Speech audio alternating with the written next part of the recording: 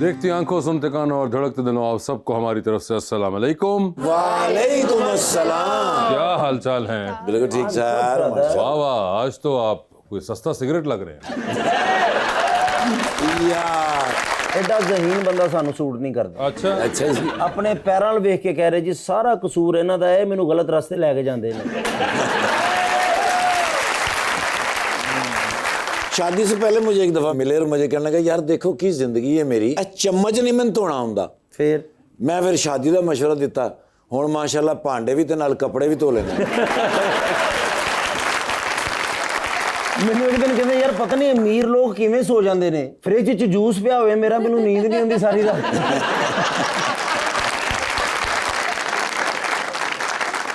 यहाँ पर बुलाते अपने आज की मेहमान को, खास तौर पे कराची तशरीफ लाई एक्ट्रेस हैं, राइटर हैं और कभी कभी डायरेक्टर भी, मोहतरमा अमर खान।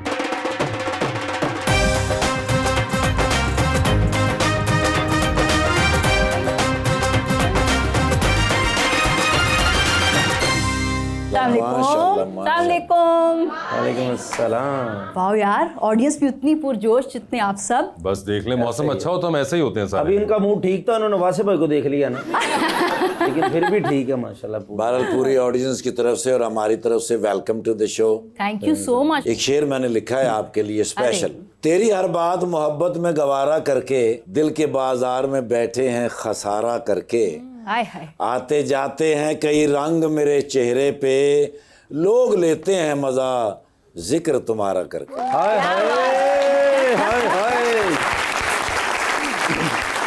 जो मुझे पढ़ा सके कोई नहीं ऐसा सकूल है, आहा, जो बात करने लगा हूँ लगेगी फजूल है। अमर जी अगर आप इतनी बहादुर हैं तो 3 मर्तबा कह के दिखाएं, कैसर पिया मुझे कबूल है।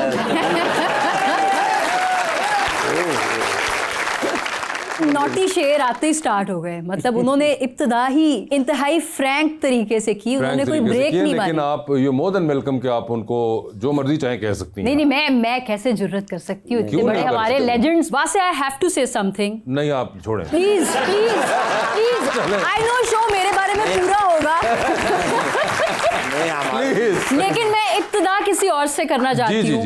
दीज टू, इफ्तिखार भाई और कैसर भाई, एक था चढ़दा पंजाब, हाँ जी, एक साडा सी डिगदा पंजाब। अच्छा। जिसमें फिल्म इंडस्ट्री भी डिग गई, थिएटर भी डिग गया, फिर जो बेहतरीन गुणी आर्टिस्ट थे वो भी डिग गए।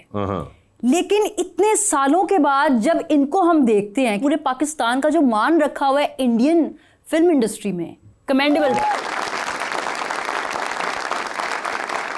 मेरी दुआ है अल्लाह आप जैसा जहन और आप जैसा दिल हमारे होस्ट को भी दे। आप भी झूठे मुंह कह दे, अगली फिल्म में आप ले रहे हैं और उनको। मैं सिर्फ ये कह सकता हूँ कि आपको रोज डील करना पड़े, तब मैं आपके जज्बात और एहसासात पूछूंगा। और वासे भाई माशाल्लाह हमारी दुआ होती है अब ये फिल्म कोई लिखें और खुद ही कास्ट हों।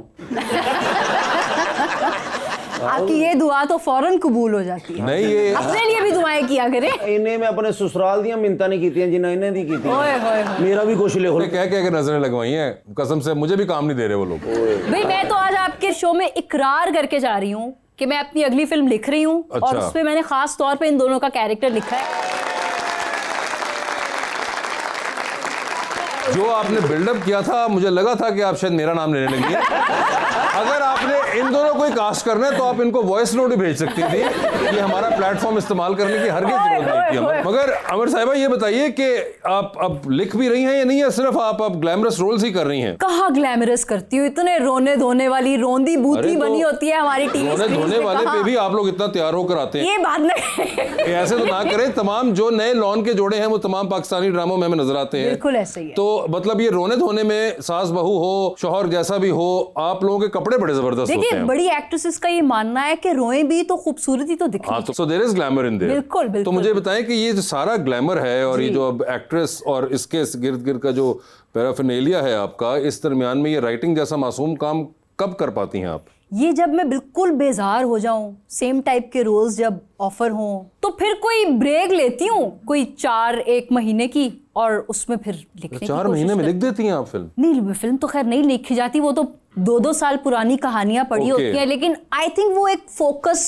स्पैन जरा थोड़ा कॉन्सेंट्रेट किया होता है कि कुछ तो निकाल सके उसकी शक्ल इन 4-1 महीनों में।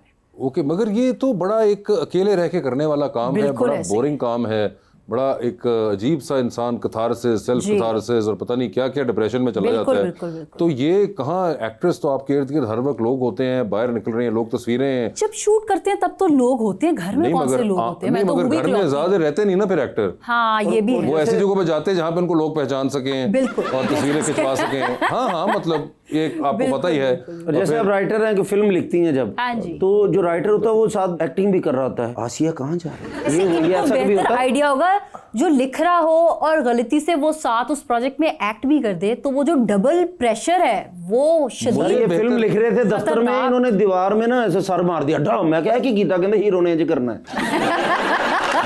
Method acting. पहले तो ये कि ये आसिया वाली फिल्म मैंने नहीं लिखी हुई, मगर आपने तो पूरी फिल्म लिखी हुई है, आप लीड भी कर रही थी, तो आप जी। बेहतर जवाब दे सकती हैं इसका। मैं आपको एक और बात बताऊं, अगर आपके डायरेक्टर अच्छे हो ना तो आधे से ज्यादा बोझ तो वो संभाल लेते हैं। तो मुझे जो कॉम्प्लिकेशन फील हुई वो सबसे ज्यादा ये हुई, मैंने एक रमजान ड्रामा भी लिखा, वो भी बड़ी स्टार स्टडेड कास्ट थी। ईर the hero. Eid the Imran hero, भाई, बिल्कुल। ठीक है।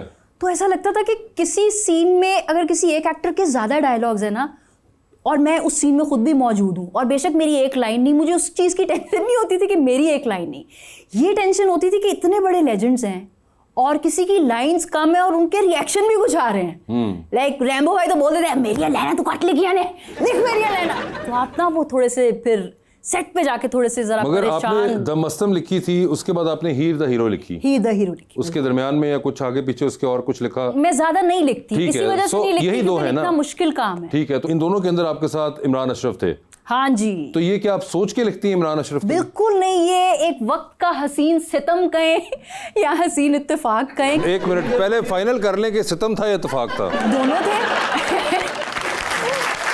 इत्तेफाक तो समझ आ गया, सितम कैसे हुआ? मुझे ऐसा लगता है कि जब हमने दम मस्तम कर ली ना, तो उसके फौरन बाद शायद जो ये ड्रामा बना रहे थे उनको लगा कि वो पेयरिंग अच्छी थी हम दोनों की फिल्म में, अच्छा। और उन्होंने फिर हमें एक साथ इस ड्रामे में भी कास्ट कर लिया। जी, आपकी जो अम्मी है फरीहा जी, वो एक बहुत क्लासिक एक्ट्रेस हैं। आप अपना कोई भी प्रोजेक्ट जब लेती हैं तो उनसे आके डिस्कस करती हैं, गाइडलाइंस लेती हैं उनसे? बहुत देर तक तो उनको ये यकीन भी नहीं था कि मैं एक्टिंग या राइटिंग की तरफ आऊंगी।